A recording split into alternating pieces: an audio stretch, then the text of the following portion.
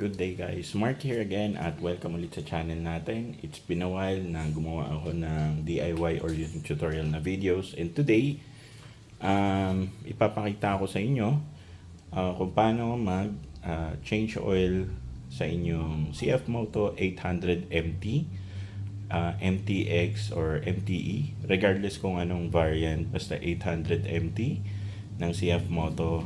Pare-parehas lang yan ng way ng pag-change oil at yung mga gagamitin ay the same. Ayan guys, so start natin. Alisin na natin yung mga cover. Doon muna tayo magsimula. Para dito sa dalawa, it's so tama 5mm itong dalawa sa gilid yung cover. So tuwing nag-DIY ako, regardless kung sa kotse or sa motor, mahina kasi ako sa pagmemorya kung saan yung mga location ng mga nuts and bolts. So ginagawa ko, pag tinanggal ko, kunyari aalisin ko siya dito sa cover, doon ko na lang din siya ipapasok para hindi ako malito.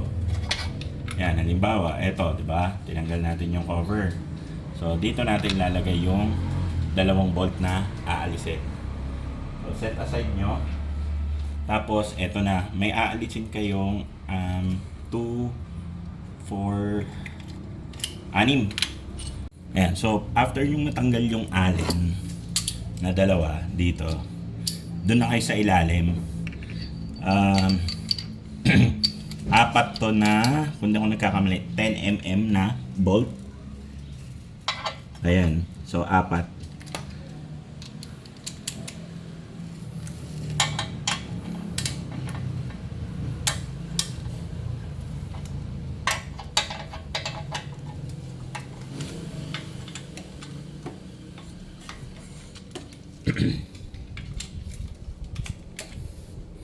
Yan. Kaya siya aalisin guys. Sobrang madumi kasi pagka hindi nyo inalis to. Aagos kasi yung langis dito sa part na to. Tsaka at least malilinisan nyo na rin to bago nyo i-balik.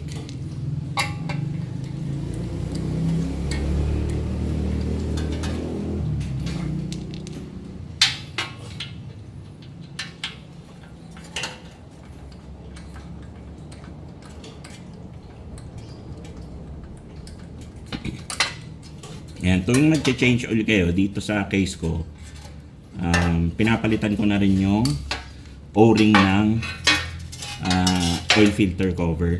Mura lang naman yon, parang mga 25 pesos lang naman. Yan, kaya pinapalitan ko na rin siya.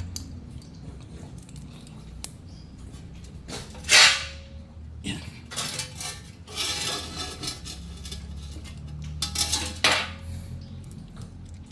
Okay.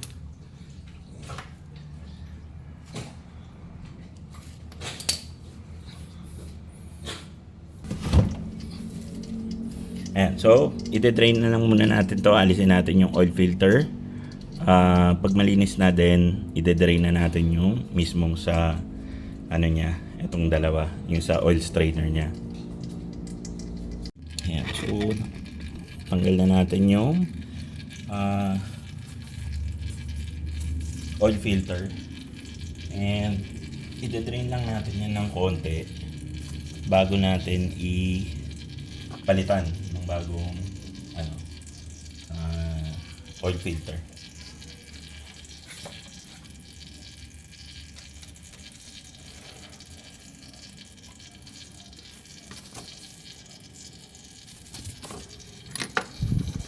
So just in case you guys are wondering, ayan, ito yung cover niyan. Okay, so ito yung bolt, 8mm yung size niyan. So tanggalin na natin.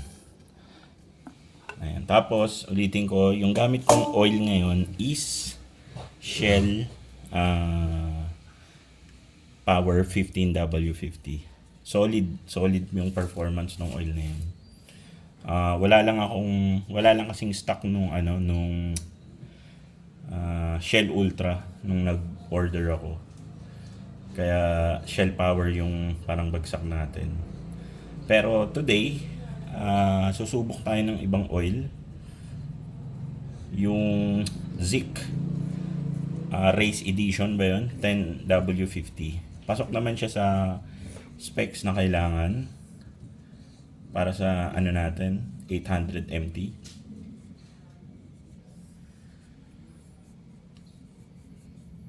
Yan, linisan lang natin onte. Pero papalitan ko na tong O-ring na to. Yan, papalitan ko na yan. Tuwing nag-change oil tayo, pinapalitan natin yan, guys. Madali lang naman. Either gumamit kayo ng flat screwdriver or kamayin nyo na lang.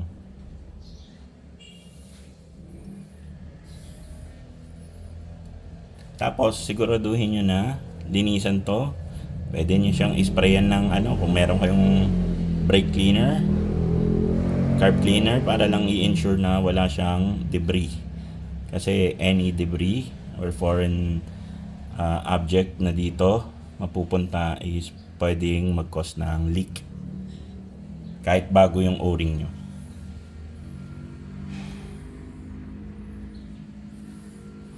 Okay, since kaya naman, ayan, so i-drain na natin tong dalawa, yung strainer nya.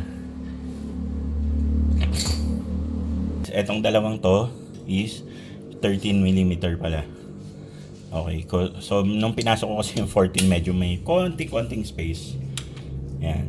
So pinalitan na natin ng 13.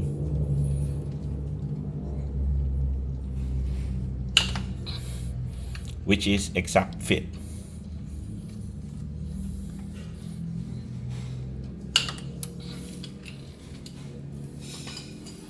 Ayan. So sa case na to, bahala kayo kung gusto nyo biglain, pero ako kasi dinadahan-dahan ko para hindi rin masyadong messy.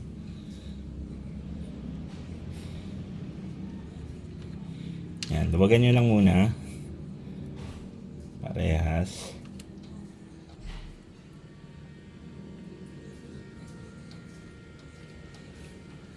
Then dahan-dahan nyo na lang siyang buksan or hilahin.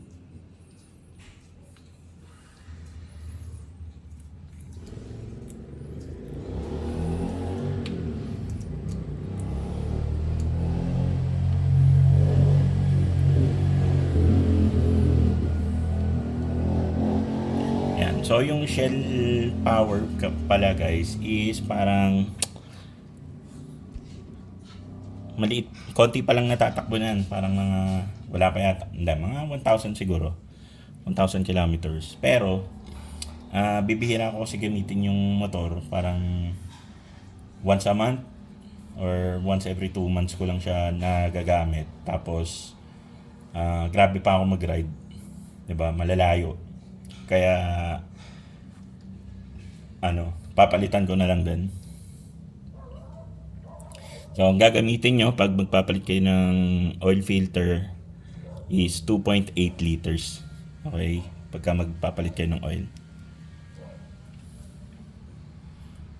Ayan. So, hintayin lang natin to mag-drain for a couple of minutes bago natin siya ibalik. Ayan. So, pag-aalisin nyo na rin, guys, yung strainer, mas maganda kung i-check nyo na rin tong part na to. Yung strainer mismo, i-check nyo kung may mga solid debris ba dyan or what, or metal parts. So in our case, wala, malinis, diba? So kung may mga makita kayo mga solid objects dyan or mga namuong langis, then mas maganda is dalhin nyo sa kasa or sa tiwalang mekaniko kayo para ma-inspect, kasi possibly ang issue lang is simple issue sa oil, or possible na may mga metal parts na or moving parts na affected sa motor nyo. Pwedeng yung clutch, pwedeng yung mga bearings, yan. So pagka may nakita kayong basta anything na buo, pa-check nyo agad. Okay?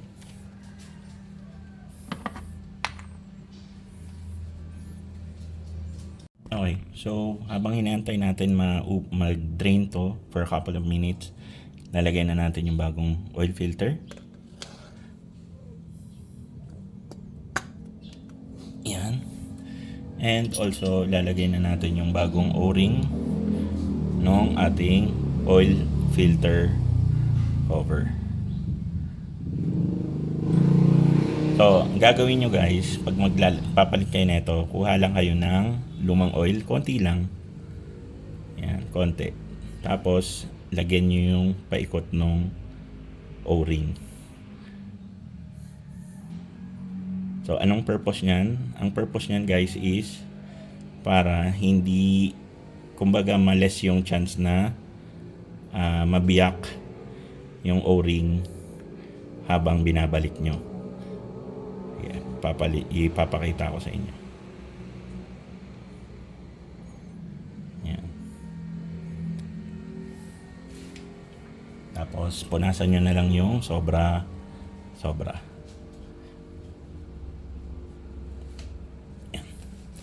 Okay. So, dito kasi, guys, ayan, yung part na yan, yung mismong labi, matalas kasi yan. So, pag hindi nyo nilubricate yung O-ring, pag tumama siya dyan, guys, at hinigpitan nyo yung tornilyo, masusugatan yan. Which would cause yung leak. Ayan. So, ang pagbalik, dahan-dahan lang din. Huwag nyong persahin. Yan. Mag-i-slide naman siya into place. Yung iba kasi yung nakikita ko, pinopokpok. Huwag niyong popokpokin guys. Itutulak nyo lang. Yan. O, diba? Tapos, check nyo na lang kung na-align nyo ng maayos yung butas.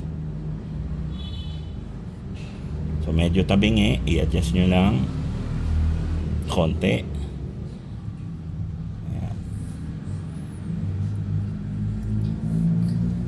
Tapos lahat guys, lahat ng itotornilyo nyo, especially sa makina, i-hand tight nyo muna guys. Para sigurado, bago nyo siya lagyan ng puwersa, is sure kayo na ihigpit siya. Kasi pagka ginamitan nyo agad ng tools or power tools, malaki yung chance na makalbo yung thread or malos thread yung inyong crankcase.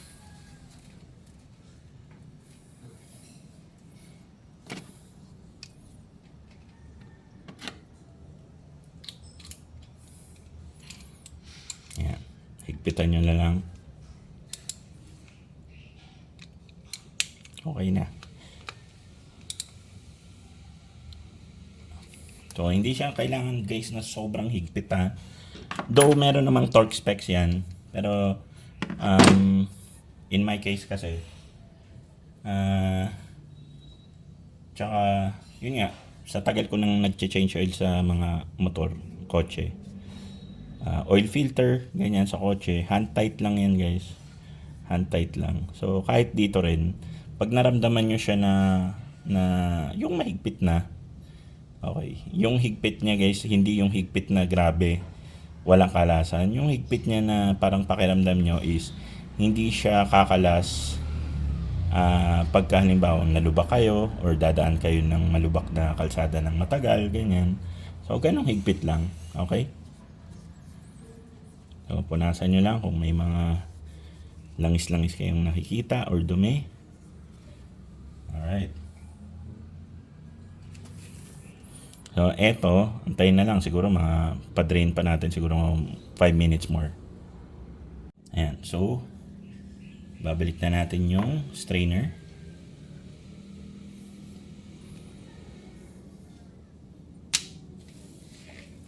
And 2.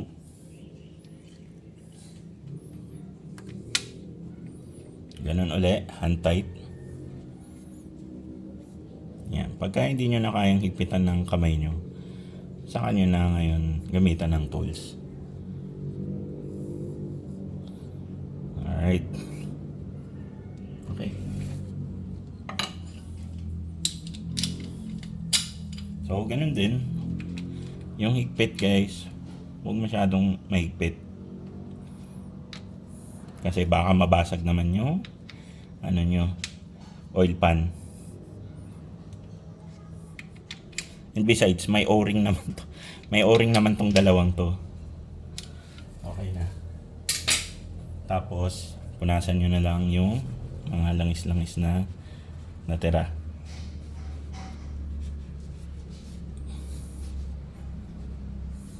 Ayan, so bago natin isalin yung langis, ibabalik na natin lahat nung tinanggal nating cover.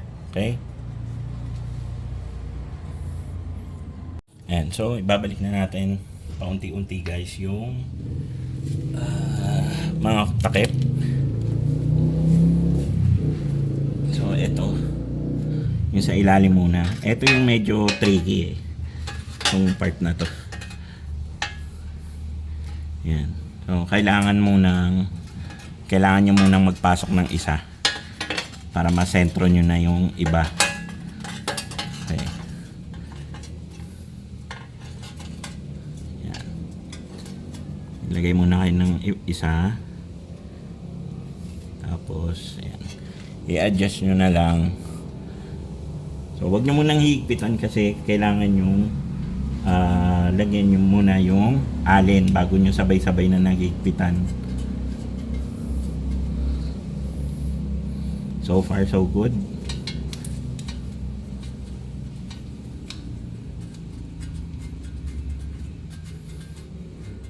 Yan, pasok naman lahat ng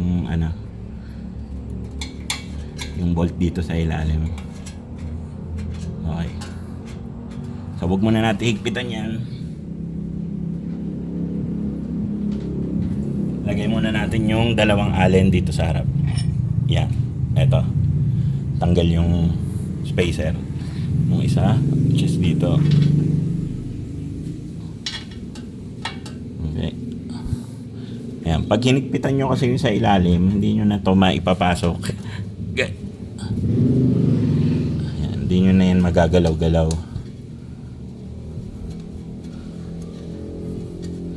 O, ganun din. Kamayin nyo muna kung kaya. Kung hindi, siguraduhin nyo lang na nakasentro. Ayan.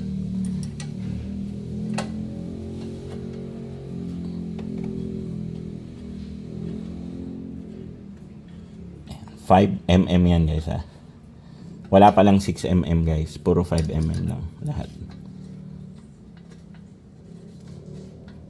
Yan, pwede nyo na ngayon higpitan to. Yung dalawa. Okay, so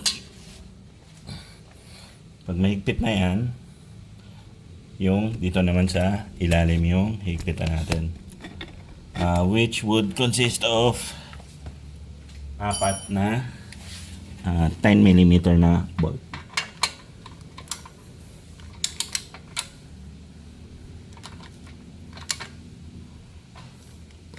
So, eto, medyo higpitan nyo ng konti dito.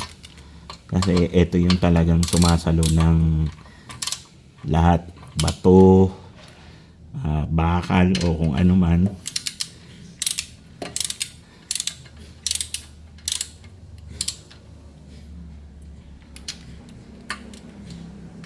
Para sure kayo na secured yung pang ilalim nyo.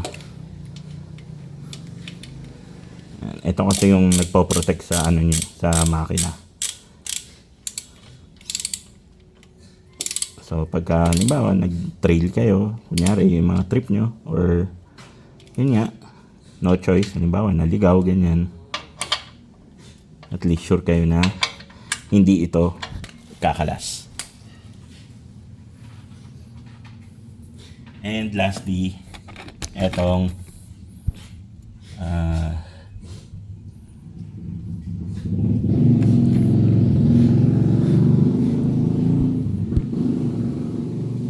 ito na lang, yung cover na lang dito.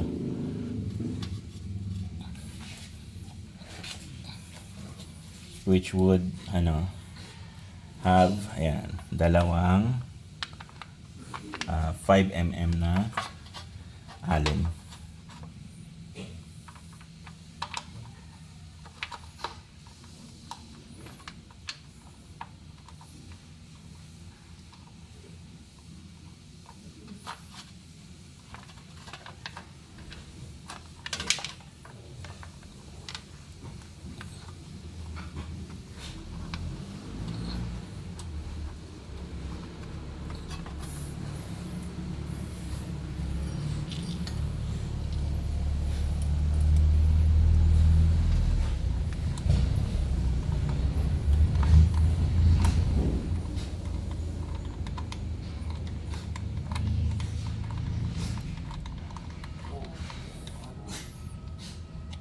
Sorry. So, hindi nyo pala nakikita.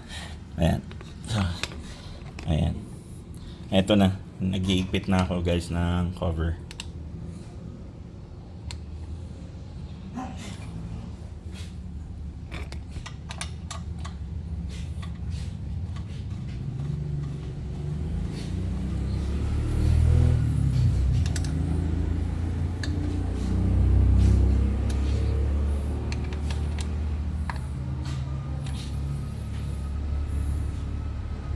Okay, so guys, eto na.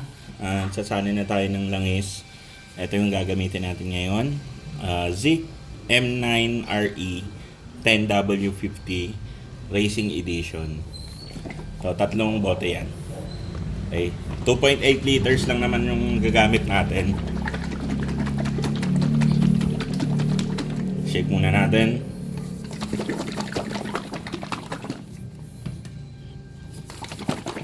Okay. Taas ko kayo para makita nyo yung yan.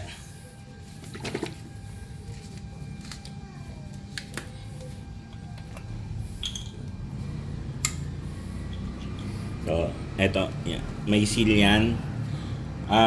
So, lahat ng gagamitin ko, ginamit ko ngayon, yung langis, yung oil filter, ililink ko na lang dyan sa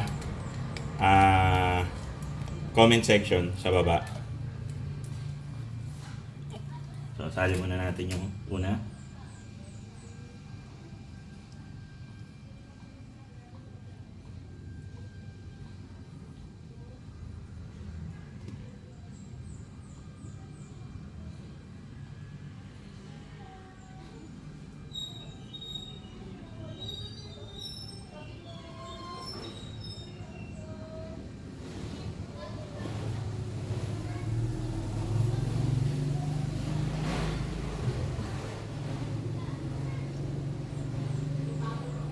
Yan, since medyo malapot yan, guys, alalayan nyo lang kasi may tendency na umapaw.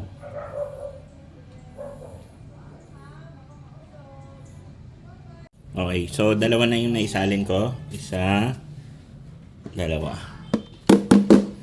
And dito na tayo sa last bottle.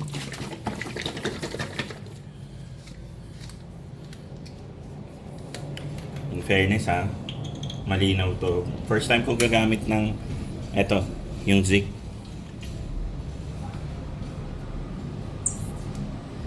In fairness, malinaw yung oil nila. Kumbaga parang pure na pure. So bago ko nga pala to in order guys, nag-research muna ako kung kamusta yung oil na to. And maganda naman yung ano niya, kumbaga feedback. Kaya susubok din tayo, di ba?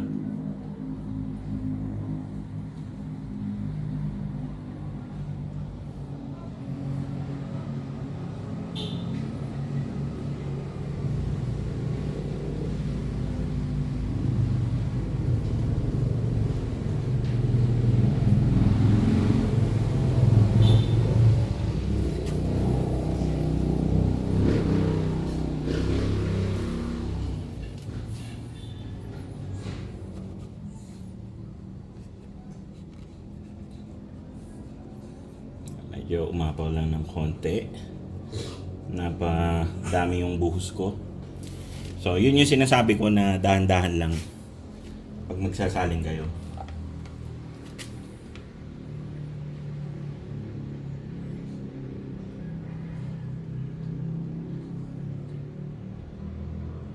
.8 lang. And okay. So, may natira pang 200 ml which is ito. Sasara na natin tong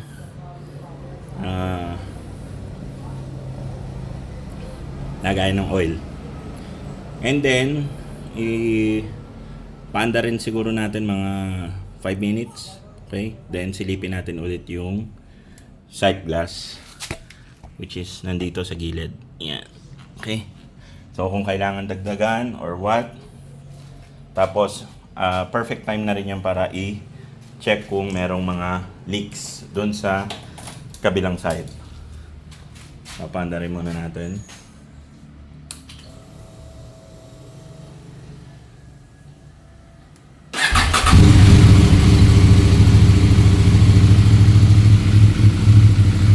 Okay. So mga 5 minutes nang umaandar to. Wala naman tayo nakikitang tulo or even leak dito sa part na to. Tsaka to sa oil filter niya, walang leak. So, okay na.